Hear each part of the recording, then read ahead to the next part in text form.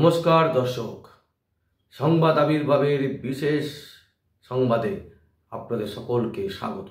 আজকের সব থেকে গুরুত্বপূর্ণ খবর, যেটা সুপ্রিম কোর্ট থেকে পাওয়া যাচ্ছে, এই মুহূর্তের সব থেকে বড় খবর, সেই খবরটা নিয়ে আপনাদের সামনে আমরা একটা অ্যানালিসিস করতে চাইছি।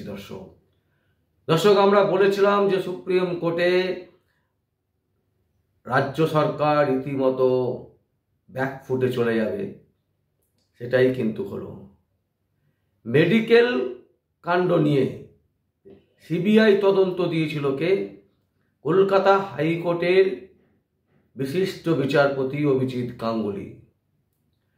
সেই সিঙ্গেল বেঞ্চের রায়কে স্থগিতাদেশ দেয় ডিভিশন বেঞ্চ, কলকাতা হাইকোর্টের ডিভিশন বেঞ্চের সৌমেন সেনের যে বেঞ্চ, সেই বেঞ্চ শুধু স্টে নয়, তারা বলে যে সিবিআই কোনো রকম তদন্ত করতে পারবে না, কোনো এফআইআর তারা করতে পারবে না, এই তদন্ত সম্পূর্ণভাবে বন্ধ। যদিও তখনও পর্যন্ত কিন্তু মাননীয় বিচারপতি অভিজিৎ গাঙ্গুলির কোনো অর্ডার কপি সেখানে গিয়ে পৌঁছায়নি। 8 ঘন্টার মধ্যে এই সিদ্ধান্ত নিয়েছিল মাননীয় বিশিষ্ট বিচারপতি সৌমেন সেনের ডিভিশন বেঞ্চ। ঠিক তারপর যা কাণ্ড ঘটেছে সারা ভারতবর্ষ জুড়ে, পশ্চিমবঙ্গ জুড়ে, আপনারা সবাই সেটা দেখেছেন যে মাননীয় বিচারপতি অভিজিৎ গাঙ্গুলি রীতিমতো রিটেন কমপ্লেন করেছিলেন সুপ্রিম কোর্টে এবং কি কলকাতা হাইকোর্টের প্রধান বিচারপতির কাছে। তার পরিণাম কি হলো? সুপ্রিম কোর্ট তড়িঘড়ি 5 ডিভিশনের একটা বেঞ্চ তৈরি করলেন প্রধান বিচারপতি। শুনানি হলো মাত্র 1 ঘন্টা। তারপরেই বলে দেওয়া হলো, ডেট দিয়ে দেওয়া হলো 3 সপ্তাহের মধ্যে হলফনামা দিয়ে রাজ্য সরকারকে জানাতে হবে। এছাড়া যারা এই মামলার সাথে যুক্ত প্রত্যেককে হলফনামা দিয়ে জানাতে হবে। আর আজকে সুপ্রিম কোর্টে ইতিমধ্যে রীতিমতো রাজ্য সরকার হলফনামা দিয়ে জানিয়ে দিলেন যে জাল হয়েছে। এমবিবিএস ভর্তি সংক্রান্ত মামলায় মেডিকেলে ভুয়ো শংসাপত্র দেখিয়ে সংরক্ষিত আসনে অসংরক্ষিত পড়ুয়ারা ভর্তির অভিযোগ তুলে দায়ের হয়েছিল মামলা। আর সেই মামলাতে মেডিকেলে ভর্তির 14টি শংসাপত্র জাল। সুপ্রিম কোর্টে এই দুর্নীতি কবুল করল রাজ্য সরকার। মানে রাজ্য সরকার হলফনামা দিয়ে তারা জানিয়ে দিলেন যে হ্যাঁ, এই রকম ঘটনা ঘটেছে, জাল সার্টিফিকেট তৈরি হয়েছে, এরকম 14টি কেস তারা পেয়েছেন। তারা বলছেন কি 10টি এফআইআর করেছি। সুপ্রিম কোর্টের মাননীয় বিচারপতিদেরকে তিনি বলছেন রাজ্য সরকারের পক্ষ থেকে যে 10টা এফআইআর করা হয়েছে এবং এই যে 14টা সার্টিফিকেট পাওয়া গেছে সেটাকে বাতিল বলা হয়েছে, বাতিল বলে ঘোষণা করা হয়েছে। দর্শক দেখুন, মোট 52টি শংসাপত্র ছিল, তার থেকে মাত্র 14টি, মানে 52 থেকে 14, 38 জন ঠিকঠাক, 14 জন হচ্ছে শংসাপত্র জাল। মানে পুরোটাই বোঝা যাচ্ছে যে প্রায় 25%-এর ওপর 25%-এর ওপর হচ্ছে রীতিমতো। মানে 52তে 14, 25%-এর ওপর ছেলে মেয়ে তাদের জাল সার্টিফিকেট। 52টা শংসাপত্রের মধ্যে 14টি শংসাপত্র টোটালি হচ্ছে জাল। এটা রাজ্য সরকার আজকে সুপ্রিম কোর্টে হলফনামা দিয়ে জমা দিয়েছেন। আইনজীবী, বিশিষ্ট আইনজীবী মনু সিংভি আর কপিল সিব্বালের কিন্তু রীতিমতো মুখটা পুড়ে গেল, কারণ তারা ভাবতেই পারেনি, কিন্তু ভাবা দরকার ছিল। প্রতিটা ক্ষেত্রে যারা একের পর এক জালিয়াতি করছে, একের পর এক দুর্নীতির সাথে যুক্ত, তারা মেডিকেলে এত তাড়াতাড়ি তাদের মানে সিবিআই তদন্তের অর্ডার দিয়েছে, তাদের এত গায়ে লাগছে কেন? রাজ্য সরকারের বিরুদ্ধে তো সিবিআই হয়নি। রাজ্য সরকারের বিরুদ্ধে কি সিবিআই হয়েছে? সিবিআই হয়নি। সিবিআই হয়েছে কারা কারা এই দুর্নীতি করে জাল সার্টিফিকেট পেয়েছে তাদের বিরুদ্ধে। অথচ রাজ্য সরকার লক্ষ লক্ষ টাকা খরচা করে মামলা চালাচ্ছে। আর আজকে রীতিমতো সুপ্রিম কোর্টে গিয়ে স্বীকার করে নিল 52টা শংসাপত্রের মধ্যে 14টা হচ্ছে পুরো ভুয়ো জাল। বলছে 10টা এফআইআর করা হয়েছে রাজ্য সরকারের পক্ষ থেকে, কিন্তু প্রশ্ন হচ্ছে এইসব এফআইআর করেছেন, এই এফআইআর কি কোনো মূল্য থাকবে? আদৌ কি এই এফআইআর কোনো কাজ হবে? দর্শক, আমাদের মনে হচ্ছে হবে না। মাননীয় প্রধান বিচারপতি সুপ্রিম কোর্টের DY চন্দ্রচূড় তিনি আজকে বলেছেন যে আপনারা কি কি করেছেন। মাত্র 52টি সংশয়পত্রের মধ্যে 14টি সার্টিফিকেট সংশয়পত্র পুরো ভুয়ো জাল। দর্শক ভাবুন একবার, 25%, 100টায় হলে 25টা, সেখানে 50-এ হচ্ছে 14, প্রায় 25%-এর মতন জালিয়াতি।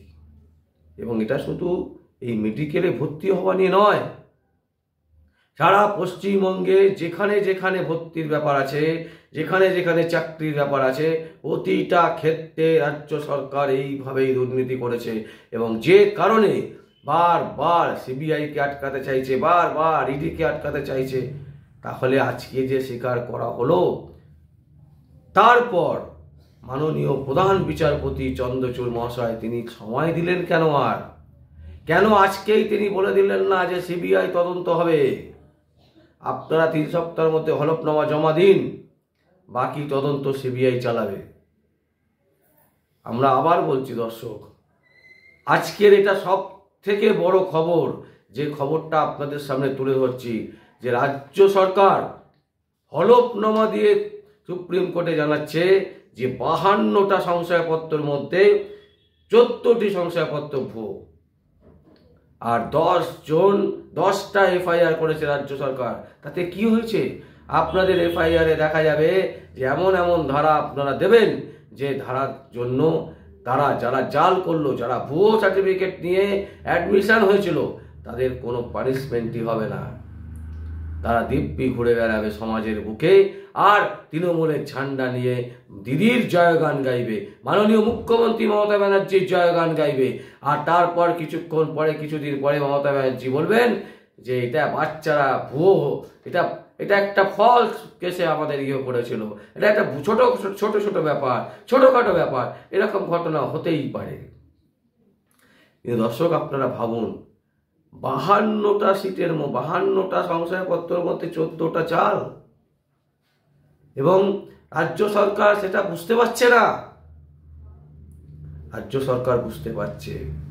মুখ্যমন্ত্রীর নির্দেশ ছাড়া পশ্চিমবঙ্গে কোনো রকম কোনো জালিয়াতি, কোনো দুর্নীতি হয়েছে বলে আমরা অন্তত বিশ্বাস করি না সংবাদ বিভাগের পক্ষ থেকে। একদম পরিষ্কার মাননীয় মুখ্যমন্ত্রী মমতা ব্যানার্জি, অভিষেক ব্যানার্জির নির্দেশেই এই সমস্ত যে দুর্নীতি হয়েছে, একের পর এক দুর্নীতি, শিক্ষাক্ষেত্রে থেকে শুরু করে সমস্ত ক্ষেত্রে, প্রত্যেকটা দুর্নীতির পেছনে এনারাই হচ্ছেন মাথা। এবং যে কারণে কোটি কোটি টাকা খরচা করে সুপ্রিম কোর্টে, কলকাতা হাইকোর্টে নিজেদেরকে বাঁচাবার চেষ্টা করছেন। আর এই যে আইনি যে প্রসেস, এই প্রসেসটাকে একটা লেন্দি করার চেষ্টা করছেন, যাতে তাদের জীবনটা যাতে এই কোর্টে কাটতে কোর্টের ডেট পড়তে চলে যায়। এই হচ্ছে আজকের রাজ্য সরকার। এ তো উলঙ্গ হয়ে গেছে, নিজেরাই স্বীকার করছে যে 14টা জাল। যদি সিবিআই তদন্ত করে দেখা যাবে 52টার মধ্যে 50টাই জাল, 2টো হয়তো ঠিক। আজকে কেন স্বীকার করছে? কারণ যেহেতু সিবিআই আটকে গেছে। মাননীয় বিচারপতি, কলকাতা হাইকোর্টের বিচারপতির যে রায় দিয়েছিলেন সিবিআই তদন্ত, সেই তদন্ত আটকে গেছে। সেই তদন্তে সিবিআই তদন্ত এখন করা যাবে না, এফআইআর করা যাবে না। সুপ্রিম কোর্ট অর্ডার করে দিয়েছে যে আমরা মামলাটা শুনবো, 3 সপ্তাহ সময় পেয়ে গেছে। তার মধ্যে রাজ্য সরকার কি করে এফআইআর করে? রাজ্য সরকার কেন এফআইআর করবে? রাজ্য সরকারের এফআইআর মানেই হচ্ছে তদন্তকে, যে তদন্ত হওয়ার যেভাবে প্রক্রিয়া হতো, তদন্ত হতো, সেই তদন্ত প্রক্রিয়াকে বিঘ্নিত করবে। সাধারণ মানুষকে, যারা এই দুর্নীতির সাথে যুক্ত, তাদেরকে বাঁচাবার চেষ্টা করবে রাজ্য সরকারের পুলিশ, রাজ্যের পুলিশ, মমতা ব্যানার্জির দালাল পুলিশ। তাই জন্য কি এফআইআর গ্রহণ করলেন, তাড়াতাড়ি 10টা এফআইআর করে ফেললেন। অথচ কদিন আগেই তো বলছিলেন যে আমরা কিছু জানি না। কোথায় গেল মনু সিংভি? কোথায় গেল কপিল সিব্বালদের মতন লোক যারা আইনি লড়াইয়ের জন্য টাকার বিনিময়ে, লক্ষ লক্ষ টাকার বিনিময়ে কোর্টে দাঁড়িয়ে পড়ছেন? একবারও চিন্তা করছেন না যে রাজ্যটাকে কিভাবে নষ্ট করে দিচ্ছে এই মাননীয় মুখ্যমন্ত্রী মমতা ব্যানার্জি।